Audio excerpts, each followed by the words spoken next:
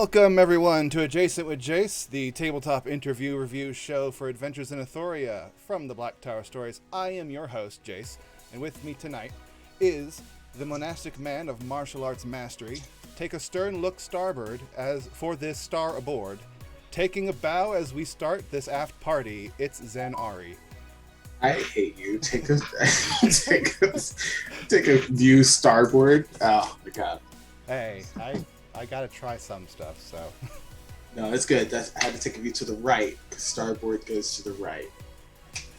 I have no idea. That's not my job to remember. Starboard is the right side of the boat. Anyway, thank you, Ari, for agreeing to be tortured for 1 hour instead of the normal 4 or 8, depending on the day.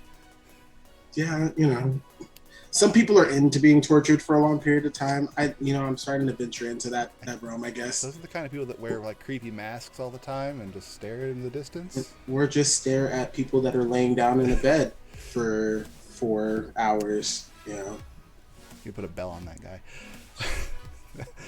Anyway, thank you everyone in the chat for coming in. We are going to be covering episode 2, session 2, chapter 2, all the 2s, without being 22, for the Adventures in Athoria, labeled Cold Aspirations. If you're not familiar with why that would be the name, watch the episode. It involves cold at some point. Anyway, how you doing, Ari? I'm doing all right. I am just sitting here ready to talk about random stuff. See, we're both in a tavern, the same tavern. Mine's a little corner side. Yours is... We're actually looking at the tavern. When you see me, like, if you're sitting down, this is the back end, We killed everyone in this tavern. That is why there's no patrons here. Yeah. The door's open. It started getting real loud and stuff, and I wanted to make sure that the room was nice and quiet while we were talking today, so... Do you know how hard it is to get fantasy Wi-Fi to work? Very difficult.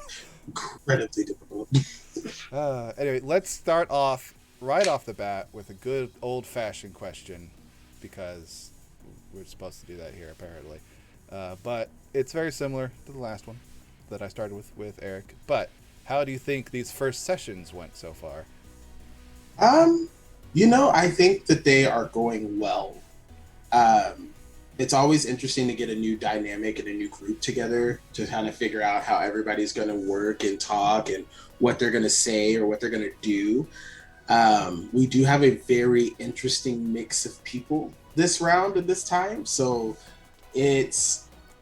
I'm hoping for the best, but I think that the last 2 sessions were still good and very enjoyable to be a part of. No one has died yet.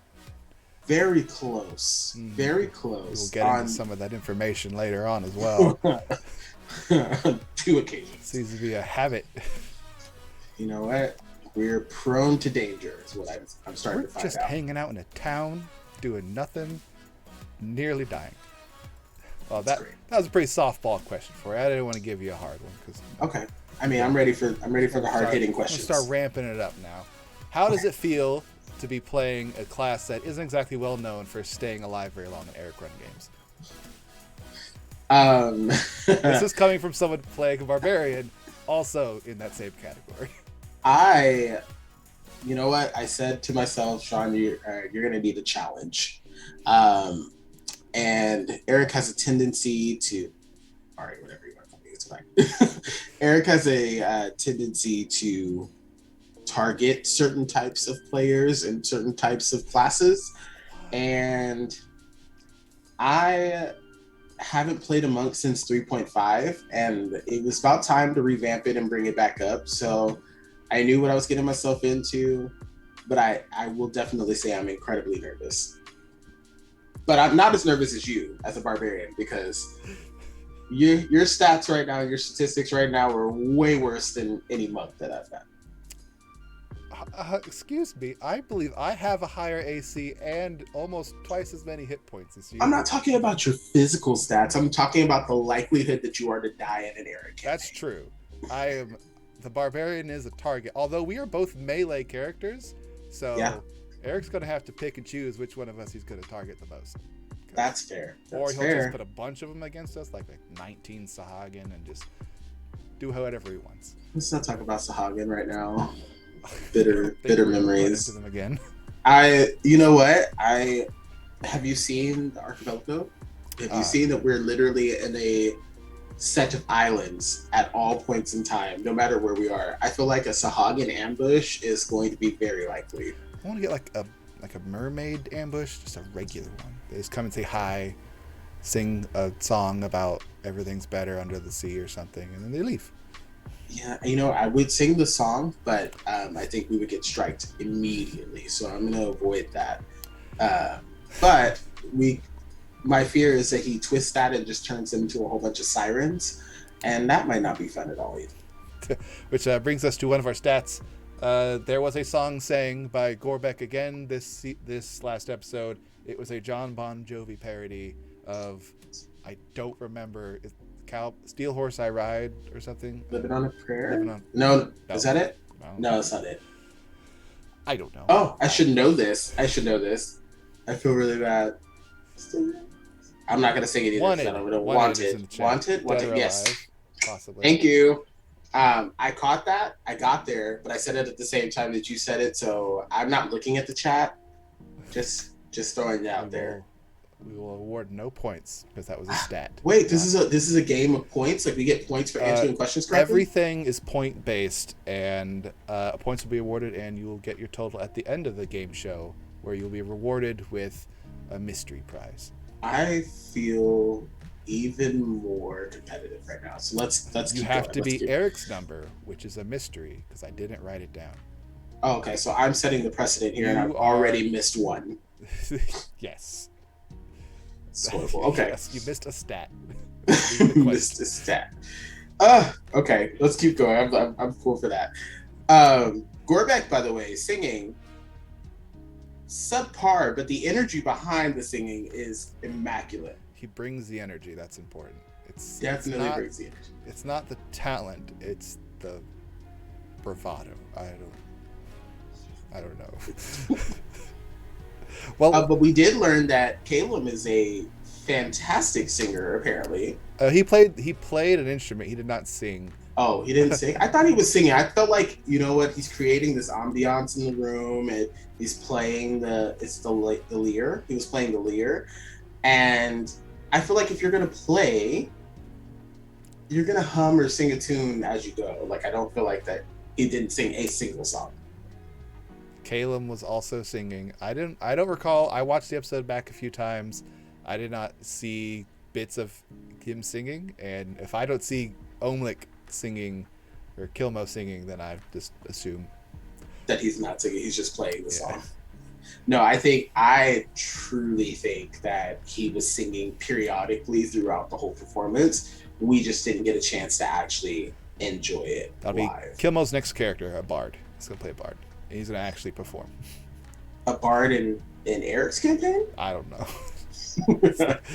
Got to kill off this wizard first. Yeah, we got some time. Like how we're all playing characters that Eric likes to target, so he can't focus on any of us. Yeah, I mean, I played range characters before, and I still got hit, but I didn't get hit as much. So I appreciated that about Eric. And that will bring us to one of our boat banters.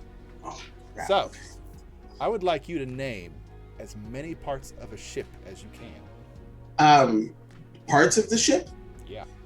Not like just generic terms, or are we calling like terms too? Give me some words that are ship related. Okay. The bow of the boat is the front of the boat. The mast, the port side, starboard side, hull, which is the actual body of the boat. You could have a motor. Stern is the rear portion of the boat. There was this really interesting word called transom. I think it's called transom, which is the cross section of the stern. Gunwale, which is the upper edge of the boat. It's like the upper edge on the front side. Sail. We can do sail. Sail. Shut up. Shut up. That is all I'm getting right now. I am drawing a blank. It's pretty good. You did not mention my favorite word on the boat, jib. Oh, jib. But you did get quite a few. Those we tallied up at the end. So I get points for those, right? The points have been tallied for sure. Yes. You are in the lead, beating the previous score of 0.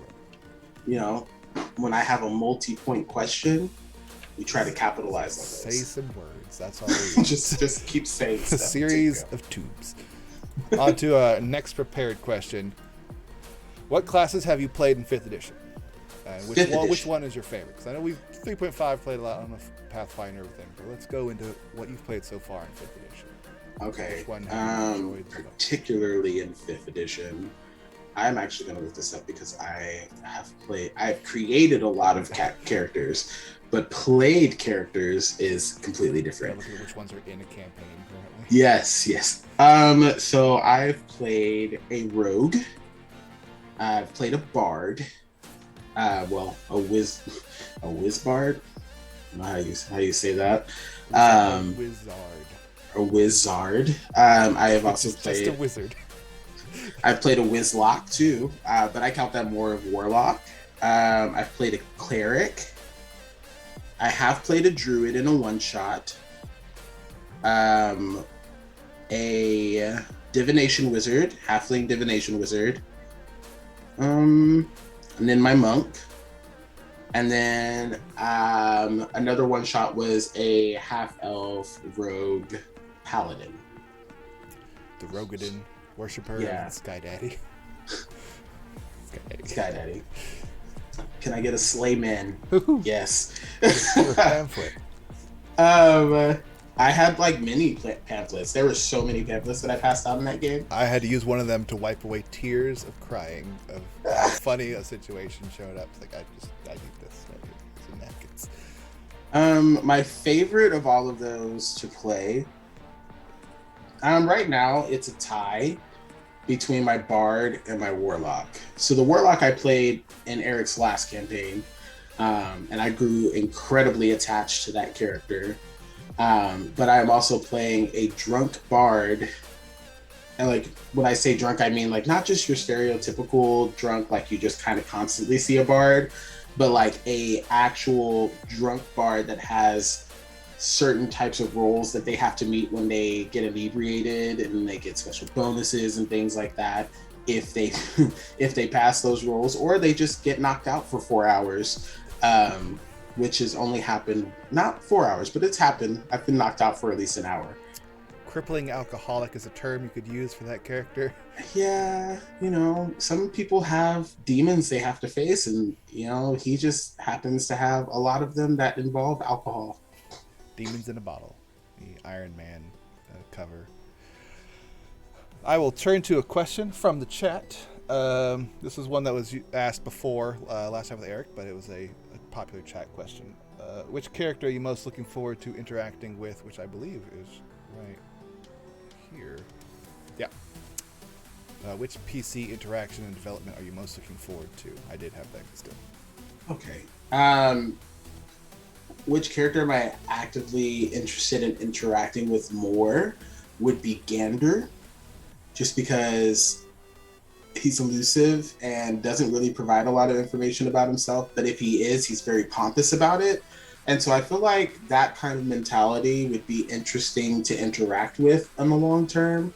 But when it comes to like PC interactions and development that I want to see happen, it's going to be probably Volred and Gandor too. He just stares at you like this. I want the most awkward interaction between both of them, because neither one of them really know how to socially navigate a conversation correctly.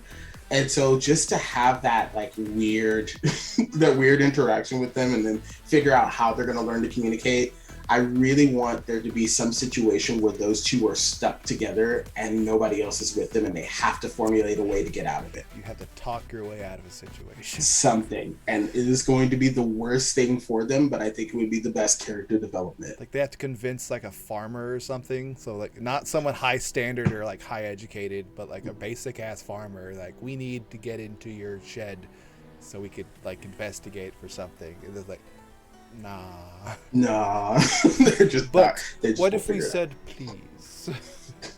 Because can you imagine? That's just like one of the things. Is just to make sure that is the most awkward thing on the face of the planet, and they're the two most awkward characters to me. Gorbeck is just Gorbeck. He It's a different just kind of runs around. It's a different kind of awkward, but like actual socially awkward is going to be those two, and I think that would be hilarious. Like, check out these people over here. Don't make it obvious. Literally turns 360, turns around. I'm Like like, a periscope. I should have expected that, but you know what? If you don't know what we're talking about, go back and watch episode 2 because that was hilarious. Master of stealth, that Bullred is. Subtlety is one of his key features. I'm going to turn to another question because that was one that I already had prepared as well. So we're going to do another chat question. You're playing a melee character. How do you plan on dealing with ranged enemies? What contingencies do you have? Well, I am playing a monk, so my goal is to just try to evade as much stuff as possible on the front end, and then try to dash and get as close as possible to just mash as much damage as possible. But, you know, hopefully there's not some kind of like sniper warlock out there that can hit you from 600 feet away, because then it's going to take me like 20 turns to get to him, and it's just not going to happen at level 1. Some pale asshole just flying around shooting you. Just shooting stuff, you know, just shooting around. He's ignoring my 3/4 cover. That bastard. But that's always an interesting thing to try to get around when you're playing a melee character. Is like there's advantages to being up close and personal to people, but there's also disadvantages when you're trying to engage in a fight and you're like 200 feet away and they're already shooting shit at you. So hey, I'm the same boat. I have a hand axe and a javelin and not a lot of them. I have absolutely no. I have darts. You can catch these hands. You know, they're ready to eat for everyone. All right, this will bring us to another one of our stats from our previous session 2. The first natural 20 was rolled by Gander, followed shortly by the second natural 20 being rolled immediately by Gorbeck. Both of them have a -1 in this stat, and that turned these into 19s. So we had back-to-back natural 20s followed up by back-to-back 19s because they both have -1s. Which was also interesting because that almost caused Gorbeck to die. Yeah. That was very intriguing. That was our first experience with fall damage, like actual fall damage. Realistic fall damage, which is new to us as a whole in the game. But I will say I will make sure that I check how far I'm going to be jumping before I jump from now on. I'm just not going to jump. I'm going to invest in some ladders.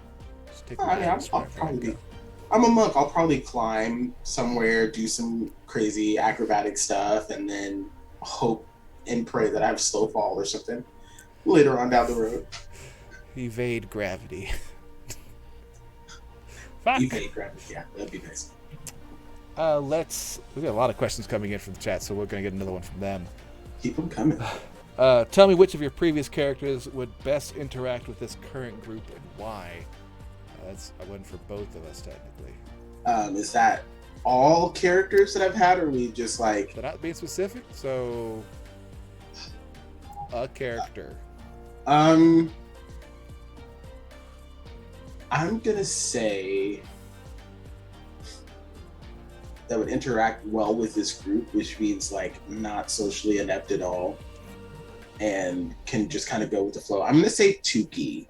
Tuki was my old monk that I played in 3.5 that was just dumb as rocks and kind of just went along with whatever was going on until he found this magical item that made people hate him and not want him to be around, which is the deck of many things, if you don't know what that item is. But he was also fairly aggressive and had managed to kill like 3 people in the matter of like the first 4 levels. I think it was interesting, but he was dumb as rock, so I think he would do very well with this group. I would say I like playing Magnus, and I think that'd be an interesting interaction, just because he's a dick. But as far as what Kelder would be cool, Vasher, like really all my characters, because they all will fit in some way. They'll fill the niche. Jace, I have no idea how the hell what he would do. He would just be Tuki and Jace, just dumb idiots, just dumb monks. Honestly, that would be kind of cool to see. That dynamic would be kind of cool to see. As long as neither one of them is like spearheading something, we would be good. I think it would be fine. Jace is a spear, though. He only spears. Literally spearheads things. I'm going to go there. But no, I think Tuki would probably be my favorite. I think that would be the one that would interact with people very well. I would take off Kelder. Kelder would not interact well with the group because Izal is still in the group, and Zealous don't get along very well together. Yeah, we've learned that. Notoriously bad family members. So, although the party could really use a life cleric. Yeah. You know what? I would say Anaya would probably be another good interaction, just because there's not a lot of decision making in this group right now. And Anaya has always been very forefront, like, this is what we need to do, this is how we need to get there. And so I think she would be a good interaction with this group, just because, again, decision making in the first couple episodes has been a little lacking. We saved Milton, or as the stats would say, Mizak. So because that's his actual name. Starts with an M. That was coincidental. You know, he got close. That's what matters. I'm tired of I don't want to adopt anymore people. It's always me. I don't want this. I'm still confused on whether or not we're actually taking him with us or not. But that's something we're going to have to figure it out. We didn't even ask the captain of the ship. No, we did not ask Captain Silverleaf at all. Let's bring this kobold on a boat. I'm sure kobolds love boats. They love boats. Yeah. Let's see. I can't remember. Was I on this one? Yeah, here it is. What is the longest you've gotten to play in a campaign as a player? Well, all of my campaigns have been as a player, except for like a couple of one-shots that I've done. So the longest actual character that I've played, I'm pretty sure it was Nock. I think the 3-year campaign was the longest span of time that we've consistently had a character. Not count, well, I guess it's a weird question because we play campaigns that take breaks. So like, I think my campaign is I go by playing time, so it's been 2 years. But okay. So. And then we had to switch characters from another one of our DM's campaigns. So they took a break and then there was another character. So I would say Nock is the longest actual running campaign character that I've played. And then Artie is probably close second, followed by Serpentine, because we just played 12 hours a day forever. So that's why I think Nock is my longest running actual character. I think Kelder was mine as well. Eric's campaign last time was our longest one.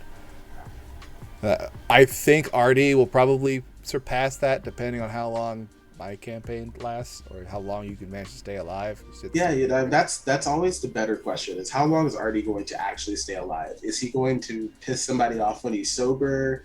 Is he just going to piss somebody off when he's drunk? So many options. Always options. We'll go on. We still have a lot of questions in the chat, so we're going to go through here and go through more of mine and just get mine out of the way, because the chat's got some good ones. Okay. What experience do you have as a DM? Because you mentioned some one-shots. Yeah, they are very few and far between. I started technically DMing in 3.5 when we would do like holiday one-shots way long ago. I've got a couple of DMing, I got a little bit of DMing experience, just kind of spot on. I started a campaign with another group of friends that just only went for maybe like 4 sessions, and then we just didn't have time to do anything. So very, very little Paquito DM experience. I played your one shot for 5th edition one that you did a little while back. That was fun, and you definitely took it by the reins, and it was very entertaining. And luckily, when I was a player at Tater. Tater wasn't a player in that one. Tater was not in that one. That would have been Momo was there. We had Momo, Danny, you, and then I believe Lyle was our 4th. Yeah, so we had some experienced players and DMs as well. So we weren't going to try to fuck around with you. It's like we're just, as DMs, we're like, we just want to play when we get the chance. We don't get this option very much, which is why it's always fun DMing for Eric whenever he gets a chance, because you never know what the fuck he's going to do. Just everything is just always like thrown to the wind whenever it comes to Eric. Characters. This one, he's a psychic. Why? You turn around and have like a really heartfelt moment, and then the next moment you're getting hit by a Rakshasa that can see in the dark with darkness spell all around you. With imps, all the imps cast darkness, so you have to focus on multiple. We're not getting into the semantics of proper balancing of encounters. I've played a min character in yours, and that was fun. So honestly, that was probably the funniest character that I have seen you play. I liked the thought process you had, because you said you had looked at the character build like, I don't see it. What's where's the danger? What's going on? What's hidden in this? Like, nope. I was absolutely confused, because I was like, what are you actually doing? Like, there's got to be a hidden meaning behind this, and I could not find it. And then you played him, and it was literally a min character. I have bees. But the bees were spectacular. Shake the shit out of it. Spectacular. So I think I have a couple more questions for me. We'll speed through them. But first, more boat banter. Oh, no. This is a question that has an actual answer, not a series of things just saying words. What is the unit of speed on water? Oh my gosh, is that nautical mile?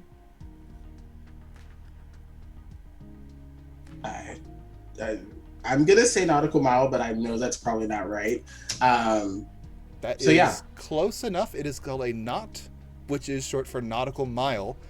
Do you know what the speed of a nautical mile is? What is it? I'm gonna hard no on that one. It is a 1.15 miles per hour. So 20 knots is equal to roughly 23 miles an hour. So it's 1.15. Okay, well, I got nautical mile. Do get the point for nautical mile, so that is again another point. Momo, the Momo moderator, put knots in there, so.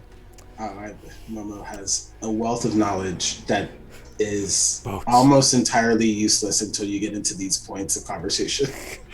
Like, let me tell you about otters. No. I love otters. I love otters. Interesting point. This hasn't come up, so I don't think we should cover it, because your character does have an interesting phobia. What is the name of this phobia? Nutriophobia. All right. Feel free to Google that, everyone. And it's a thing. We'll get there. So can't wait for that. Hopefully we'll be level like 8 when that happens. Long time, hopefully. It'll take us 7 years. Off to one of my final questions here. Out of the big 6 of stats, do you have a stat you always try to keep somewhat high? That's an interesting question.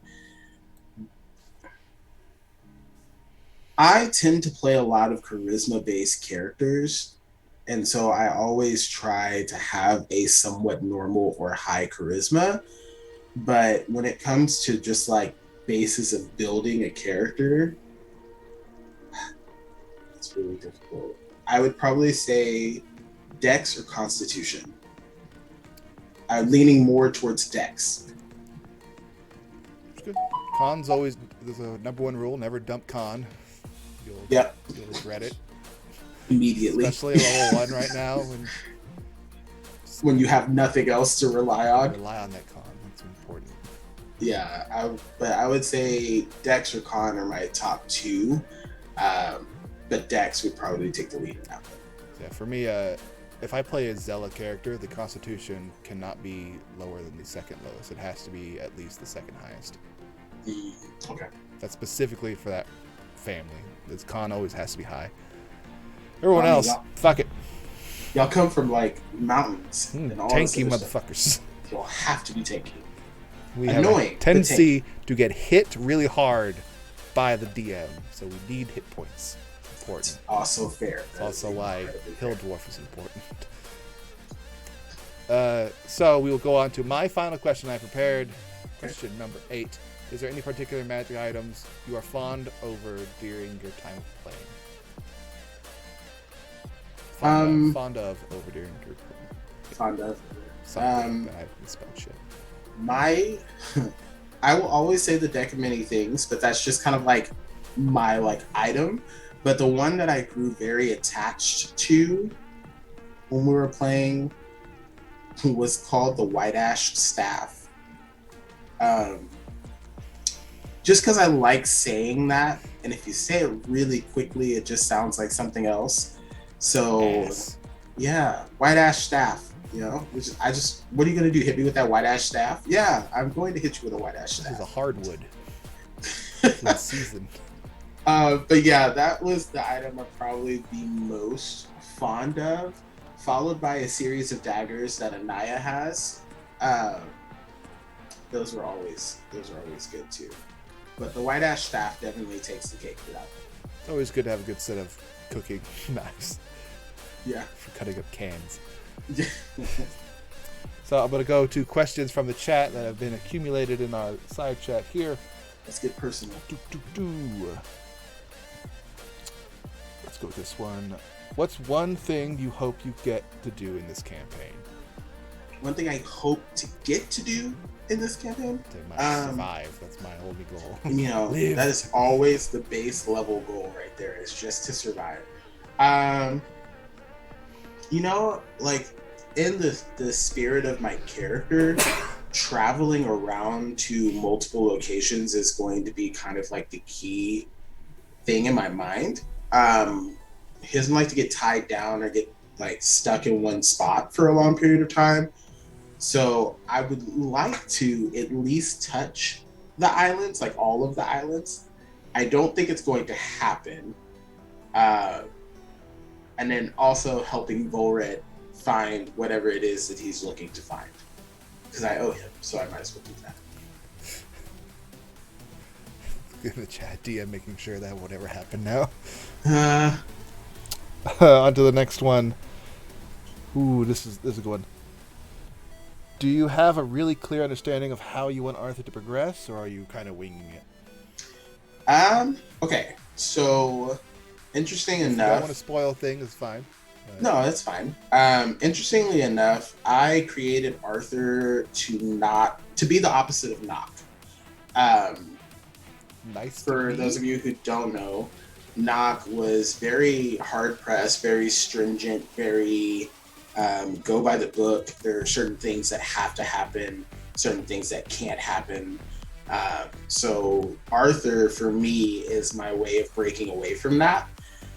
So in the beginning of creating Arthur, I did not have like a end goal or any kind of real ultimatum that he has. But recently, through playing him a couple of episodes, I've kind of found a pathway that I want to take that will lead him on a very interesting series of quests. So yes, I ultimately know the idea of how I want Arthur to play out. Now, does he survive enough to actually start seeing that? Who knows? But I did give Eric some insight recently on what I think would be beneficial for Arthur. Survive. That's it. Just survive. More than 30 people fighting you at once. Please just survive. I want to play you at least to level 5. I just want to get to level 5. Basics. Another question we have: what is your favorite character in the camp? Who is your favorite character in the campaign other than your own, and why is it Gorbek? That's actually funny because Gorbek really is my favorite character in the campaign. Only because he's so stupid. Not like stupid as like he like the character basis of the person that's playing him is stupid, but like Gorbek as a whole is just so out there and so wild all the time that you never know what you're going to get with him, even though you think like, okay, he has a certain stream of thought, like he really wants to do something, but getting there is literally this big puzzle that you have to put together as you go. So I genuinely do like Gorbek as my favorite character. The second closest favorite character is going to be Volred, just because he is awkward. He is so awkward. The Volredisms are... I would put Volred ahead just because every time Volred says something, it's gold. Gorbek will do something that is just crazy. Volred will just say something that... Why would this thought process come? Like, what is public school is probably one of the things that I have said in my head and at work multiple times throughout my day. Just like, what is public school? What is public school? Is this a public school thing? I die every time. So good. I can't remember exactly what he said in the last session, but it was pretty much we have to get them off in a context of... He said, "Never deny the advances of men." That was one, yeah. And something about making like they will rub one off on you. And I was like, "What? Why are these words coming out of you? Why is this the?" I was like, "Why is this the pathway you chose? This is the journey you chose to go on." But it fits his character so well. Like I'm sure he just genuinely does not understand what he's saying and thinks that it's absolutely okay.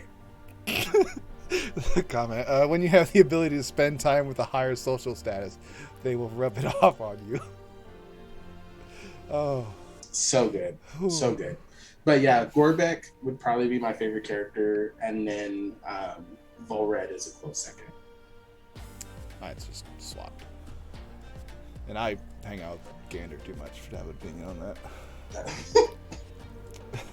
that. This is a question that's somewhat related to one I asked before, but it's kind of a loaded question as well. What magic items are you hoping to come across in this campaign, and why? I have an encyclopedic knowledge of many magic items, so I know a lot that I would love. But I tend to stick to the stuff that I know, which is weird because like you don't ever get to learn a new item until you come across it. It's boring. Like for survivability purposes, I would love to find an amulet of health. I'm just throwing that out there to the people in the chat in case you're paying attention. An amulet of health would be fantastic. But I always want to find the deck of many things. I always want to find it. No matter where I'm at, if it exists in our campaign and it exists in our world, my goal is to find that item. Whether I actually get it, whether I actually hold on to it, not important. But finding it and at least knowing it exists, that's where I'm at. Certain comments in there. I have heard thy prayer, and Momo moderator says you'll never get the amulet of health now. I probably won't, but I will say that Eric has made it a point that this is a safe space for us to talk about whatever that we want to talk about, and he will not have any he won't have any recourse for whatever we say. So I think that's like we could threaten him and he won't give us recourse. Oh, was that the rule? Oh, maybe. okay, I don't cool. Let's those wild threats at him. Yeah, we'll wait till the end of it. We'll wait till the end of it, and then I'll start throwing some wild threats that direction. Shade. Fix your microphone. Oh, me? No, that was shade from the last episode. My whole goal for Izal is just like make Izal as tanky as possible and just a real bitch to deal with, like tons of hit points. And there's one magic item that lets you do that, and it's one of my favorite ones. Is the Berserker Axe, which gives you an additional hit point per level. So it could add like 20 hit points to you at level 20. The thing is that when you get hit with it, you kind of go crazy and you just want to kill a bunch of things around you. You go berserk. Which I'm fine with. But this is fine because that's your character. Your character's a barbarian. They rage. They go berserk. Just don't hit me. Shit up. So we just throw you in the middle of a whole bunch of enemies and let them hit you. Target-enriched environment. That's all I need. Especially 2 of them, because technically they stack. If you get 2 of them, get the double hit points. Ooh, I didn't know that. And then dual wield. There you go. So go crazy is what you're trying to say. Well, I don't know. I don't have any magic items planned for Izal except for like with a barbarian. Well, whatever happens, I don't have to worry about full plate magic armor. That's for sure. That's true. I mean, as a monk, it's the same thing. I'm just kind of here. No issue. But you kind of get bogged down to that idea. It's like, oh, we gotta get the ring of protection, cloak of protection, bracers of defense. Yeah, that's generic stuff. Like, or just don't worry about AC and say fuck it. And just go at it. Just run in. Take it off. Take off and go straight for it. Let's see you hit me. Then they hit you. And then they hit you a lot. Oh, and God, they hit so you many lot. times. They hit you a lot. They hit you so many times. Another question. What info should the viewers know about you as a player? Like, how long have you been playing Dungeons and Dragons? Okay. Well, I started Dungeons and Dragons in GC1, which we discussed a little earlier before the show, was 17 years ago. That is strange to me. But yeah, it was about 17 years. I've been off and on. I stopped for probably a good 4 to 5 years in between that. So statistically, I've been playing probably somewhere around 12 to 13 years. Did I retain all of the knowledge? Hell no, not at all. D20, that's all I need to know. But that's my experience with playing the game. And again, we started in 3.5, I believe. And me as a player, I have a hard time just letting things go as a whole. Like, I'm one of those people who, if you make me mad, that is going to be, I will just carry that. I hold grudges like nobody's business. And now I hate you. And now I hate you. Which usually tends to tie into like a lot of my characters, which is the reason why I play like mean, like cold-hearted characters, just because it's easy. You always play characters who hate me. What did I do to you? You're cocky. I know. And that's just it just or as Volver would say, it just kind of rubbed off on me, and I just don't agree. No, I actually love your characters, but they're easy to pick on because they're so loving and careful and like caring all the time that no matter what my character says to your character, you're still going to try to be nice to them. I'm an easy target. I just, you're easy to RP off of. But I am also very RP intensive. Like, what gets me through a D&D game is not the combat. Combat's fun. We want to fight things. I want to hit something. Jeez. But I strive for initiating one of those like deep moments that the team has to go through, those deep conversations. Those are highlights for me in my play style. So we can go through fights and have like back-to-back fights over and over and over again. But once we start actually developing characters, that's where I tend to favor the game and where I enjoy myself at. I'm a coward. I don't like getting into fights because usually when you get into fights, your highest chances of dying is in a fight. So I prefer avoiding those as much as possible. Like, you look at like all my characters. Like I played it. Jace was massive tank, but prided itself on resisting tons of damage to stay alive as possible. Kelder, life cleric, heals all fucking day. Magnus, fuck fighting. I mean, I will end this fight. This fight is done. Magnus is the one that's like, oh, I'm not gonna roll. I'm gonna make you roll. It's like I don't need dice. What do I need dice for?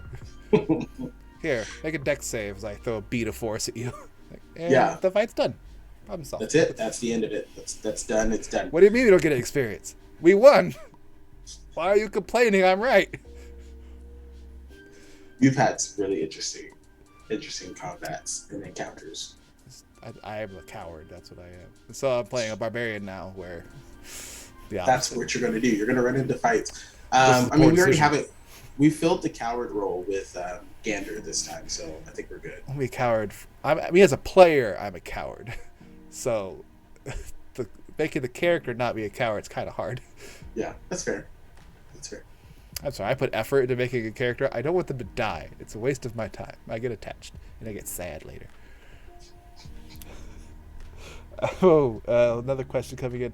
Are you looking forward to the boat battles? Actually, yes. Um, I think boat battles are fun, just because you are in an enclosed space. You have to be more tactical in a boat battle than just being out in the woods or being out in the mountains, because there's usually a lot more space to move around. But I would say boat battles to me are more intense. Uh, Given my most recent experience on a boat battle, I will be way more cautious about it. But I will say, yeah, boat battles will interest me a lot more in this campaign, just because I want to see how everybody's going to engage with that type of environment. I took the stairs a lot. I really And hope you can that's also not a fall thing. off the boat. You I know, don't. I got a high athletics, so I'm pretty confident in there. So that's one thing I'm confident about is swimming. It's an athletics check, and I'm a barbarian. I'm the strong. I'm the only one who doesn't have a bad strength score. yeah, because I think I did Dex. I didn't even do strength. Yeah, like everyone else just has garbage. Yeah. I also didn't want to give again. I didn't want to give up my. I didn't want to give up my wisdom this time. I You need think that that's as a the reason monk. why. Yeah, so I was like, wisdom and dex were probably my top two, and then constitution came in on my third. So I was like, I gotta dump something. Can't have high scores and everything. So strength, intelligence, and charisma. Though it hurts my heart to say charisma is low. That's where I'm at.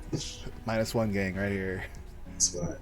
Ooh, Woo! dumping charisma, and then first thing I do, make a persuasion check.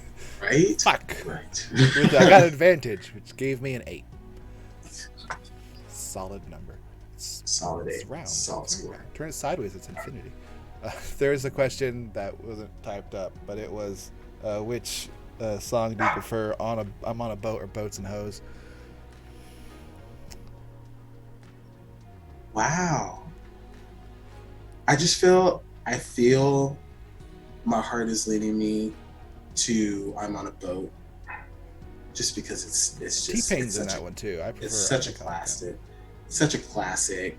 I'm gonna go with I'm on a boat. That's a good one. On a boat. I'm on a boat. It's the winner. Yeah. Let's go to my final boat banter. Speaking of boats, So, the unit of measurement of a league is how long? I don't know these. I know what a boat is. I know what a boat is. I've studied boat. I have not studied boat travel. Uh and the only league I know right now is League of Legends. Yeah, that's in a league of their own. I mean, a League of Their Own is also good. Um, All right, yeah, I will give you a secondary question that is somewhat related to this. In the book, and also I think it was a movie as well, 20,000 Leagues Under the Sea, if that was a depth, would it be possible? 20,000 leagues under the sea. Yes. Listen. NASA started off searching the bottom of the sea and never discovered the end of it. And so they started going into space. So if I'm going to take a guess, I want to say that it is possible, but I also don't know what the league is. So hold on. Let me do this. Hold on. I'm just gonna. No, it doesn't sound possible because I feel like. Just look at the chat. No, I'm not looking at the chat. I'm looking You away. are correct with no. Okay. A league is 3 miles. Therefore, if Oh, the depth was 20,000 leagues, it would be 60,000 miles in depth, which would make it almost, I think, go to Mars. So it is impossible. Good. I'm glad I changed my mind last minute on that because I don't know what a league is. I was like, I don't know what that is, so I could choose for distance. Great. It's often so a league is very similar to a meter. Only miles. Except for miles. That's how I'm going to correlate it. That's how I'm going to. There's 20,000 meters. I'm not sure how to coordinate that, but probably a lot more likely considering mileage. But yes, it is impossible. You would find yourself. You were kind of right. You said space. Not in the sense of that would have made you go there. So NASA would have went to space either way if they went 20,000 leagues under the sea. I get a point for that. I will give you a point. Yes. So there's a point for that as well. There's a question coming in. Oh, this is a good one. What do you like most about playing D&D in general? Also, online or in person, pros and cons? Okay. Two-parter. First part of that is it's an escape from real life. I'm very imaginative. There you go. And so when I play a character, I like to envision myself as that character and like separate myself from whatever it is that I'm around. So the best part of playing D&D is that you honestly get to be whatever or whomever you want. And I think that is super cool and super interesting, and a lot of people take for granted and miss out on. Pros and cons. What was the other question? It was online or in person. I'm gonna say in person is preferred because you get to actually play off of energy. You get to play off of dynamic social cues and things like that. Online is difficult because you miss that type of interaction, but at the same time, online opens up opportunities for people who couldn't meet in person to play. And so pros of in-person is that you get to play off of multiple people and actually interact. Cons would be like you miss out on some people who just can't make it or can't do it, either due to travel, distance, space, time, whatever you want to say. Online is cool because if you have enough prep, you can set up all these elaborate maps, interactions, and things like that. But cons would also be that you don't get to interact. So that's a very true statement. Also, if you're online, it is dependent entirely on your internet connection. Yeah, and that call someone on the phone or something. It'd be very awkward. We got time for, I think, maybe one more question, so I'm going to skip this one. That's about, do you have a backup character in mind if something happens to Arthur? I'm playing Eric's campaign, so I always have two backup characters. Yeah, I stick with two. And on to the most important question of the night, because it is asked by almost everyone who is applicable in the chat. Who is your favorite DM, and why am blank your favorite? And I would say, why am I your favorite? Because I am also a DM. See, all of us DM for you. So this is a loaded question. This is a very loaded question. I'm going to give you a pageant answer. God. I love all of you. But there are very specific reasons why I love all of our DMs. Because all of you curate your worlds very differently. Eric, I love his world building, like his ability to dreamscape and craft an environment, I think is phenomenal, absolutely phenomenal. Alex, you provide a freedom for players to do genuinely whatever the hell they want to do, and then make it a part of the actual dynamic. And I love the way that you're able to meld people together and still provide consistency. Tater's battle system is my favorite because he just kind of throws everything at you, and it's kind of cool. Like, just a general thought process behind it is like, okay, well, this is your CR rating for the group. We have 7 people. Hopefully you survive this. So it always makes for a very interesting battle dynamic. And then Momo, I just love Momo. Momo's characters, you can tell he throws everything that he just favorites into his campaign, and his ability to just have information right then and there, no matter what it is also impeccable. So his knowledge and be able to communicate between each of our members and each of the players is always great. Always great. Also, Momo not stingy with magic items. Point that out. Not stingy at all. And he creates magic items for you, which Tater does too, I will say. But I will say Momo has a propensity to create more magical items that are not currently in game. That kind of you only have outscale. 2 hands. Yeah, very that. There was another question. This is which one is the worst DM? I'm gonna go ahead and give you another pageant answer. All of them are the worst. When it comes to take that award with pride. They are all the worst when it comes to specific aspects of games.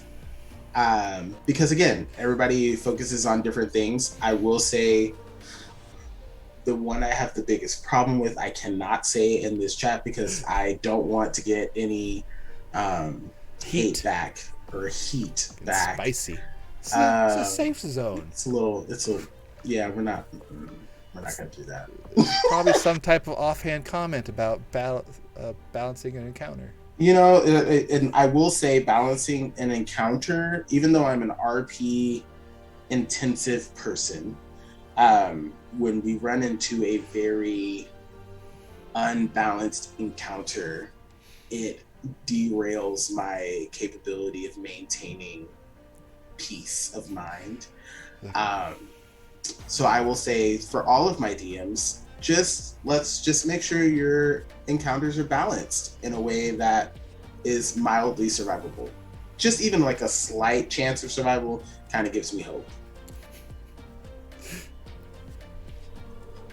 All right, and with that, it is our 1 hour mark. We are going to call it an end. Thank you again, Ari, for stepping in and answering some uncomfortable questions, and I can't wait to have you on again in like a month and a half. I gotta go with like 7 people to do this, so I'm always here if you like to rotate in. Thank you, chat, for coming in and asking the hard questions that I didn't write down beforehand, and even some of them that weren't so hard. But thank you. Black Tower Stories will be back again on Tuesday with the Adventures of Athoria for session 3. We'll be starting at 8 o'clock. We go live 15 minutes beforehand, so y'all can get on the chat and chat it up with each other. This episode of Adjacent with Jace will go on YouTube on Saturday, roughly around noon, if I remember to put it on the right time. And the last episode, session 2 of Black Tower Stories, is now currently live on YouTube, on our YouTube channel. So you can subscribe to there and watch it and comment on there all you'd like. It went on about 12 o'clock today as well. And the final score for Ari was, insert drum roll that I did not prepare because I don't want to, was, I didn't count them. Points don't matter. Son of a... Hey, also, I think Gorbek's going to die first. The Deadpool continues. Gorbek is still top of the list, despite there being 2 death-prone classes in this chat right now. But again, thank you, everyone, for joining me for Jason with Jace. There's no more show. This is it. Please go home. Go to bed. Tomorrow's Friday. Enjoy your weekend. Stay safe. And as always, just be nice to people. It's not that hard. Bye, everyone. Bye. Auf Wiedersehen, guten Tag, and Feliz Navidad. Tootles and a ta-ta. Ciao for now. Peace, deuces. Walking hand in hand on the ocean floor, down deep we wander. Louder we sing, no there is no cure in this too